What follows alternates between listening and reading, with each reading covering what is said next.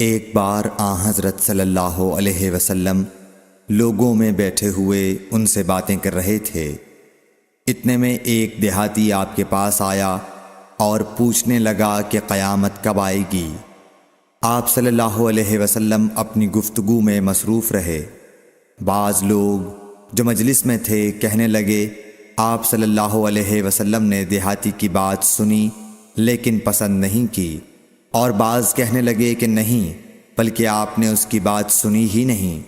جب آپ اپنی باتیں پوری کر چکے تو میں سمجھتا ہوں کہ آپ صلی اللہ علیہ وسلم نے یوں فرمایا، وہ قیامت کے بارے میں پوچھنے والا کہاں گیا؟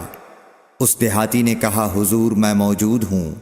آپ نے فرمایا کہ جب امانت ایمانداری دنیا سے اٹھ جائے تو قیامت قائم ہونے کا انتظار کر۔